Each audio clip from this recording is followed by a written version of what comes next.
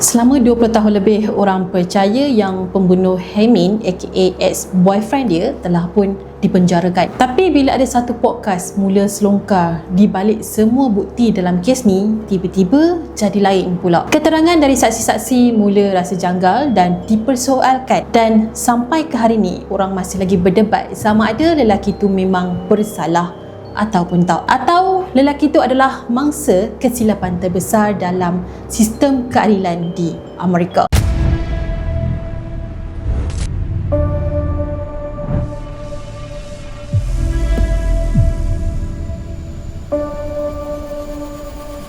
Pada 13 Januari 1999, seorang remaja perempuan berusia 18 tahun bernama Haemin Lee telah hilang tanpa jejak. Masa tu tak ada sesiapa pun yang sangka yang kehilangan dia tu akan jadi permulaan kepada kes pembunuhan yang paling kontroversi dalam sejarah Amerika. Dan yang lebih mengejutkan tu, ex-boyfriend dia, Adnan Syed, telah dijatuhkan hukuman penjara, tapi ramai yang percaya lelaki tu mungkin tak bersalah. Pada hari kejadian iaitu pada petang 13 Januari 1999, Haemin dilihat buat kali terakhir meninggalkan Woodlawn High School dengan kereta dia jenis Nissan yang berwarna kelabu. Lepas dah habis sekolah, dia sepatutnya pergi ambil sepupu dia yang berusia 6 tahun. Lepas tu dia akan sambung masuk kerja part time dia di sebuah kedai cermin mata. Tapi kan sampai kesudah dia tak pergi ambil sepupu dia ni, even dia pun tak masuk kerja. Hampir sebulan family dia teruskan kehidupan dengan harapan yang Haemin akan balik. Tapi pada awal Februari 1999, semuanya berubah bila ada orang jumpa mayat perempuan tertanam separuh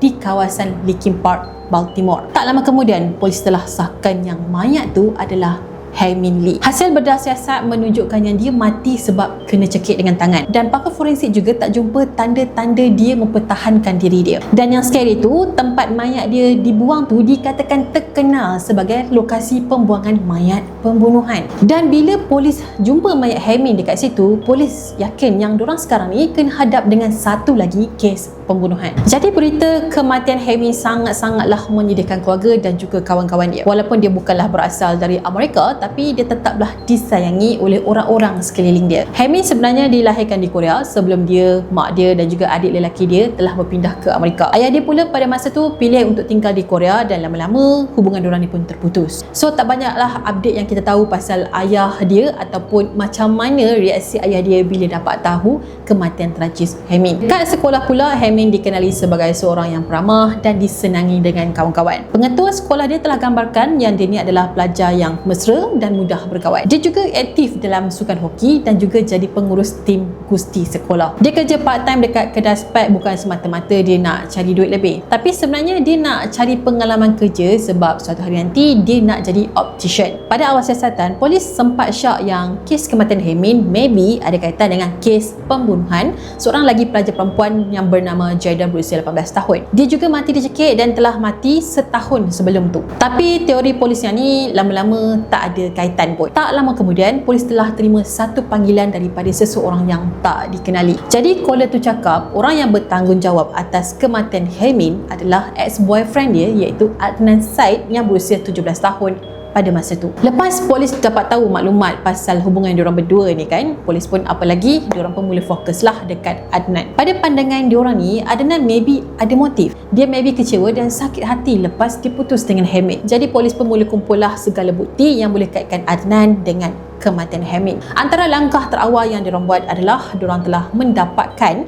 rekod telefon bimbit Adnan daripada AT&T Wireless. Polis nak tengok siapa yang dihubungi dan berapa lama panggilan tu dibuat. Yang paling penting sekali adalah lokasi telefon Adnan pada hari Haemin dilaporkan hilang. Pada masa yang sama, ada dua kenalan Adnan telah dipanggil oleh polis untuk disoal siasat. Dua kawan Adnan tu adalah Jay Wiles dan juga Jennifer. Jennifer cerita dekat polis pada 13 Januari 1999 iaitu hari Haemin hilang, dia telah terima satu panggilan dari Jay. Tapi yang peliknya, Jay call dia menggunakan telefon Adnan. Bila turn Jay pula kena siasat, dia tak nak mengaku apa-apa dan dia cakap yang dia tak terlibat langsung. Tapi tak lama lepas tu, kenyataan dia ni tiba-tiba berubah. Jay kata Adnan sendiri yang tunjuk dekat dia mayat Haimin. Lepas tu Adnan minta tolong dia untuk tanam mayat Haimin dekat Linkin Park dan kemudian diorang buang kereta Haimin ni dekat tempat lain. Kereta Haimin ditinggalkan di West Baltimore yang mana lokasi kereta dia dengan mayat dia dijumpa itu sangat jauh. So pengakuan Jay ni lah akhirnya telah menjadi bukti paling penting dalam kes pendakwaan terhadap Adnan. Tapi lain yang jadi bila orang mula kaji balik kes ni tau. Diorang rasa macam ada banyak sangat benda yang tak kena. Contohnya macam cerita Jay ni yang selalu berubah-ubah. Dalam soal siasat pertama dia kata selepas kejadian tu dia pergi ke McD. Tapi bila diorang siasat buat kali kedua, dia cakap yang dia pergi ke rumah kawan dia pula. Bukan tu je, ada beberapa part dalam kronologi yang dia cerita tu pun berubah-ubah setiap kali dia ditemu bual. Kejap dia cakap macam ni, kejap dia cakap macam tu. Bertahun-tahun kemudian rakaman soal siasat Jay telah pun didedahkan kepada orang awam melalui satu podcast. Ramai orang terkejut tau dengan rakaman tu dan ada di beberapa part ada bunyi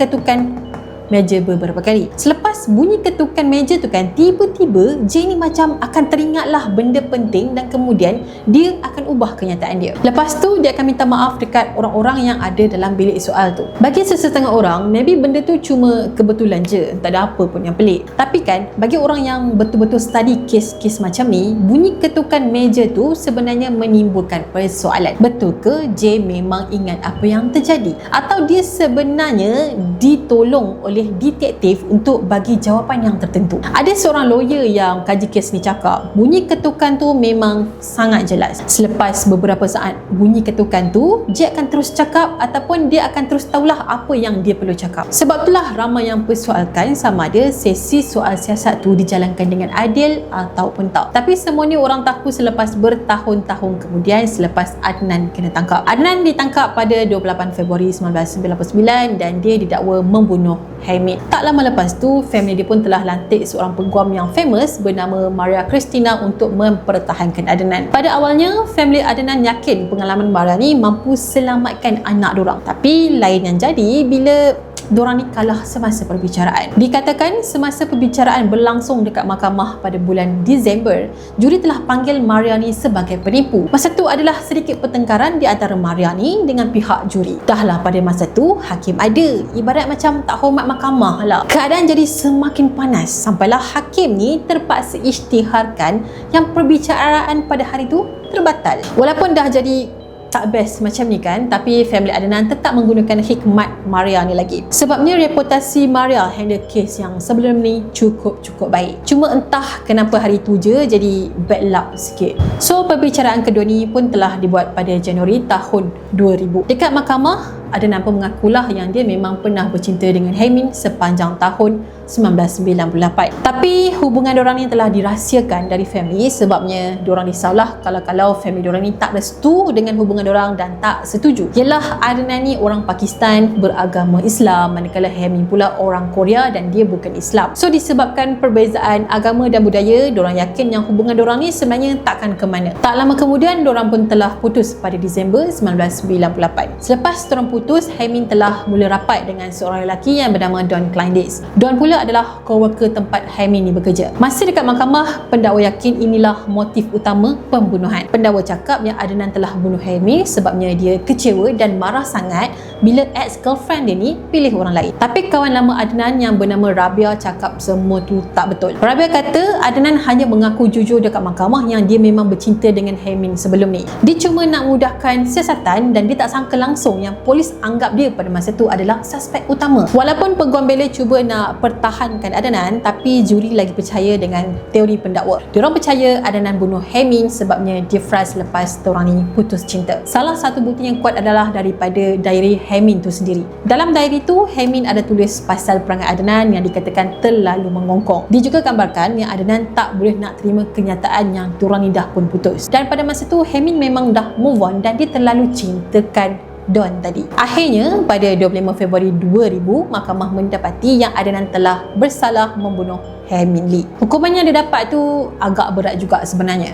dia dikenakan hukuman penjara seumur hidup dan ditambah lagi dengan 30 tahun. Perbicaraan kes ni berlangsung selama 6 minggu. Tapi juri hanya mengambil masa 2 jam je untuk mencapai kata sepakat yang Adnan memang bersalah. Walaupun hukuman dah dijatuhkan, Adnan tetap cakap yang dia tak bersalah.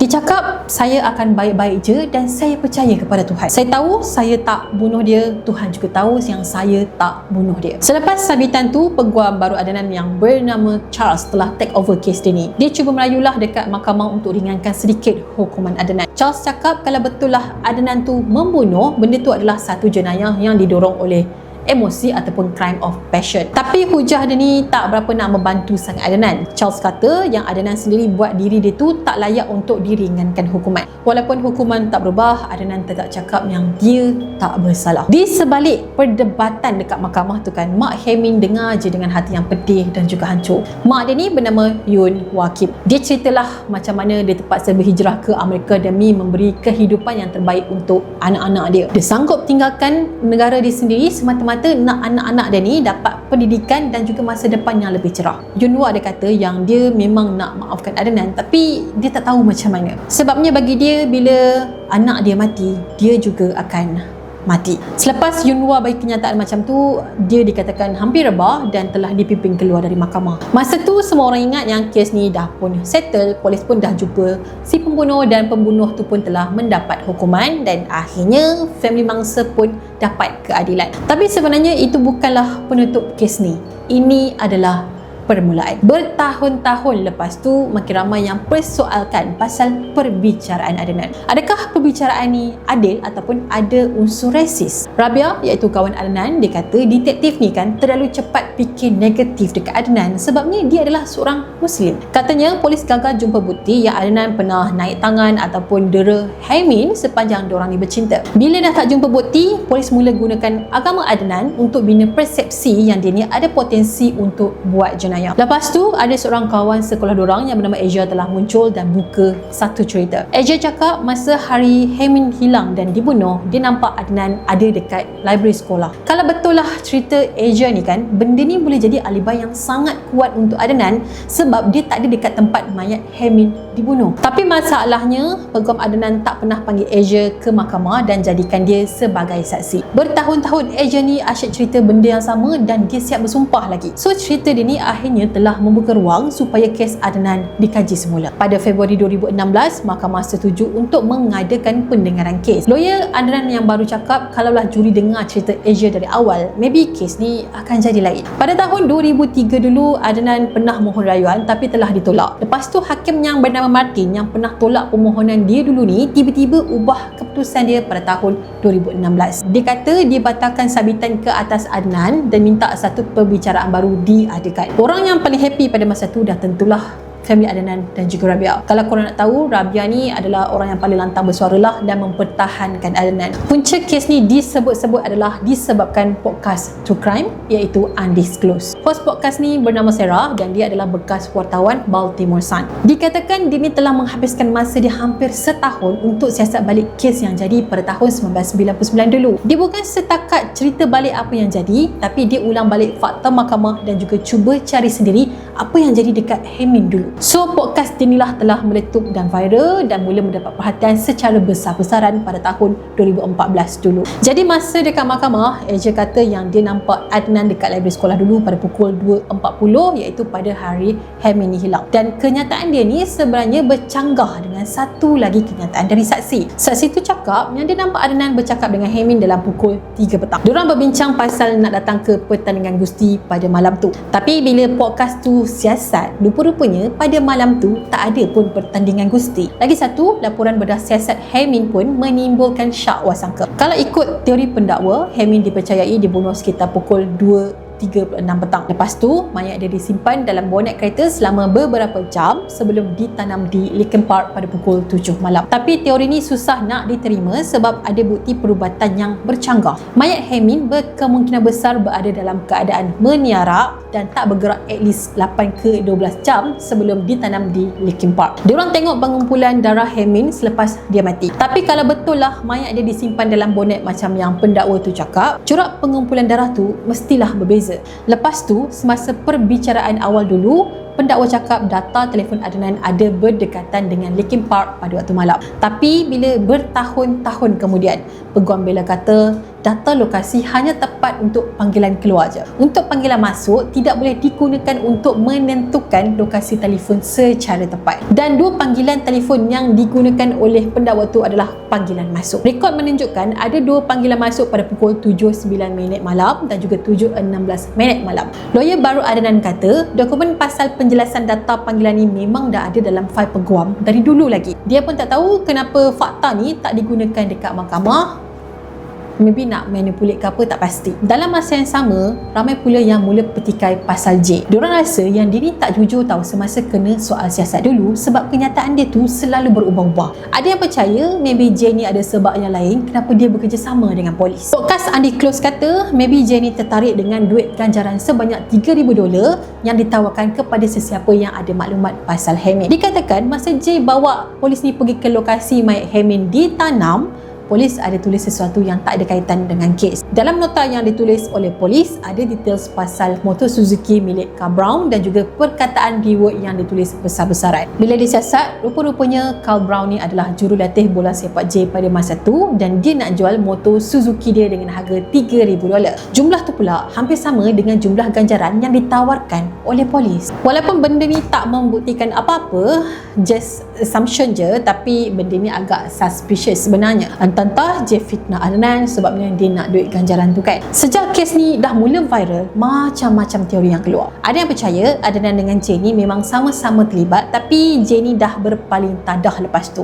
Ada yang kata Adnan sebenarnya nak perangkap J, tapi J terlebih dahulu bekerjasama dengan polis. Tapi yang jadi persoalan adalah macam mana J boleh tahu lokasi kereta Hamin. Bagi sesetengah orang, benda tu dah cukup membuktikan yang J memang terlibat dengan pembunuhan Hamin. Tapi ada juga yang kata polis dah jumpa kereta tu dulu sebelum menggunakan J untuk jumpa balik semua lokasi tadi. Tapi benda ni tak dapat dipastikan sebab yang tahu je tahu. Lepas tu Don pula jadi bahan gosip kes ni. Tapi dia cakap yang dia ada alibi semasa hari Hamin hilang. Katanya masa tu dia tengah kerja dan manager kedai tu pula adalah mak dia sendiri. Yang peliknya, polis tak interview pula kawan-kawan dia untuk sahkan betul ke Don memang ada dekat tempat kerja hari itu. Walaupun macam-macam teori yang muncul, hukuman ke atas Adnan tetaplah diteruskan. Pada tahun 2018, Mahkamah Rayun telah membatalkan keputusan dan kekalkan hukuman Adnan yang asal. Tahun depan tu dia cuba mohon rayuan tapi mahkamah tak nak terima. Dan pada 12 September 2022, sabitan ke atas Adnan telah dibatalkan dan dia dibebaskan selepas 23 tahun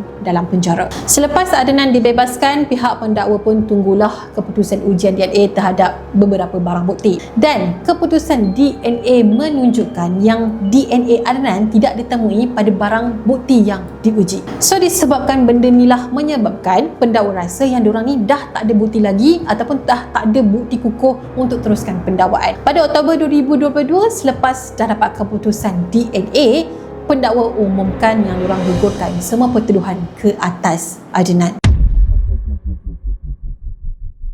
Sampai sekarang, Adnan masih lagi dianggap sebagai satu-satunya individu yang terlibat dengan pembunuhan Hamin. Tapi ada juga yang cakap maybe J dengan Don pun terlibat juga. Apa-apa pun, sampai ke hari ni tak ada siapa pun yang tahu siapa yang bunuh Hamin dan kenapa dia dibunuh. Korang yakin Adnan yang bunuh ataupun korang ada teori korang sendiri? Cuba komen teori korang dekat bawah sebab Nina nak baca. Terima kasih sebab sudi tengok video Nina sampai habis. Macam biasa, sebelum Nina tamatkan video, jangan lupa untuk like, komen, share dan juga subscribe. Kita jumpa lagi di video yang seterusnya. Jaga diri.